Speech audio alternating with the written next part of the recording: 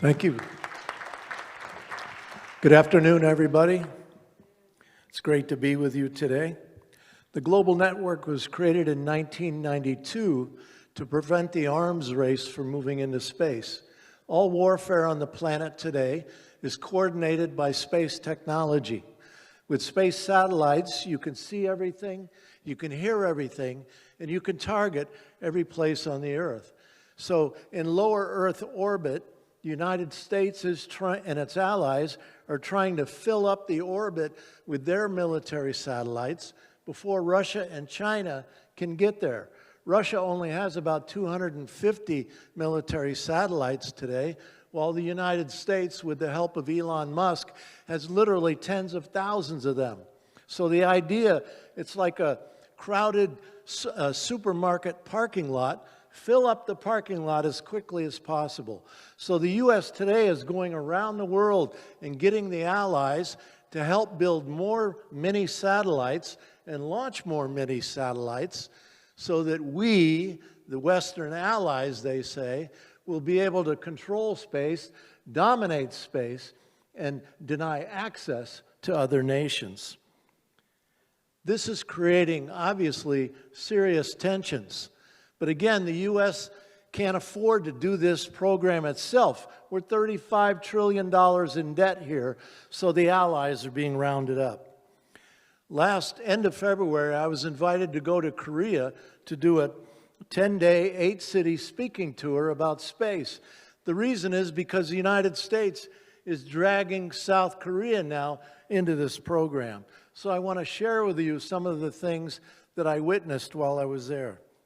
Jeju Island, you might have heard of it, a beautiful island just off the mainland of South Korea, has long been opposing the development of a Navy base in their community for U.S. warships as part of the pivot, the U.S. pivot to move its forces into the Asia-Pacific region. And for more than 10 years, the Global Network has been working with the people on Jeju Island. Well, because of that relationship, they understand about the space issue. And they invited me to come because their island is now being turned into a space warfare base. There's a big weapons corporation in South Korea called Hanwha. And they're now building a space center on Jeju Island. They're building a satellite production factory on Jeju Island. And they're also building a launch facility on Jeju Island. So Jeju Island now becomes a super target in any war with China. While on that trip, I went to the city of Pyeongtaek. Pyeongtaek has a U.S. Army base called Camp Humphreys. There was an Army base in Seoul, in the capital, called Yongsan.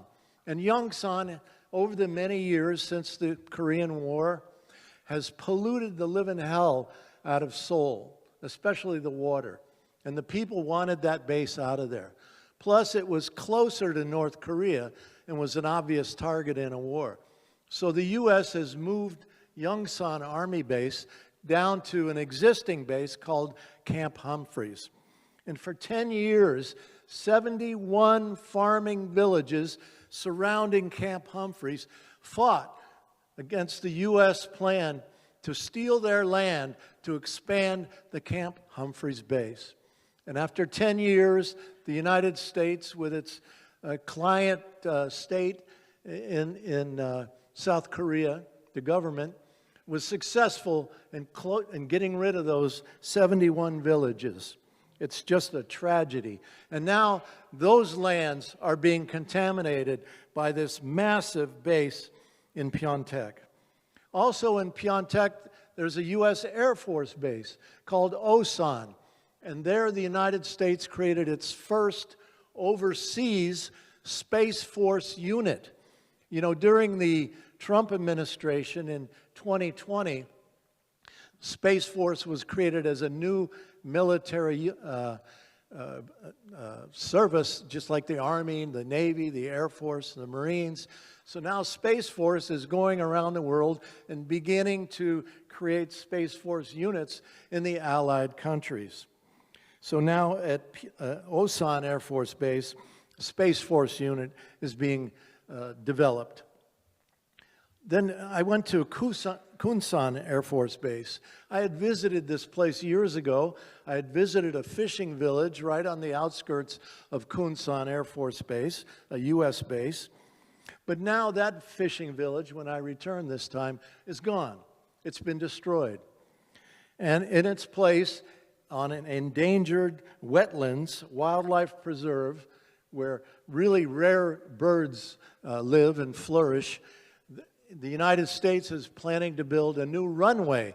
Because again, in this pivot, you need more ports of call for your warships, you need more runways for your warplanes, you need more barracks for your troops, etc., etc., etc. So this fishing village is gone now, and this new runway is planned to destroy this wetlands area. I was taken to a very small farming village called Unwa. And recently, a cluster bomb factory has been built there for the United States. Unwa is very frightened about this because previously this cluster bomb factory had been in another village.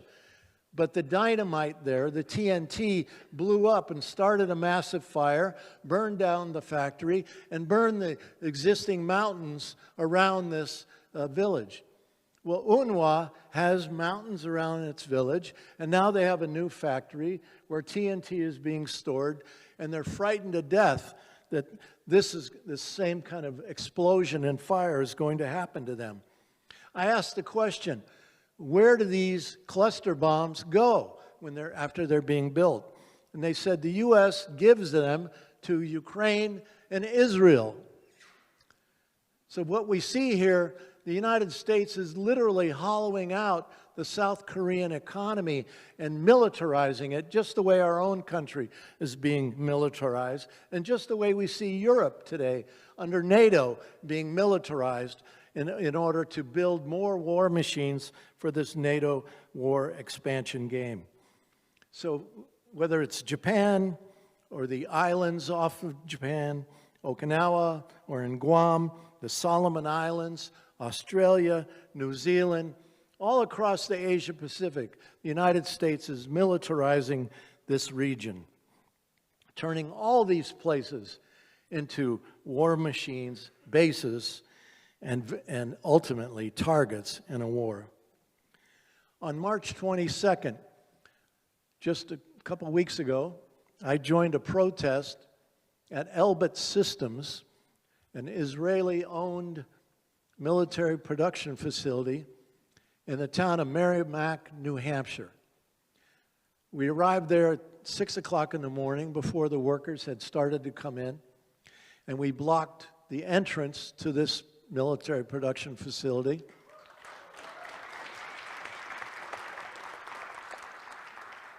Eight of us were arrested that day.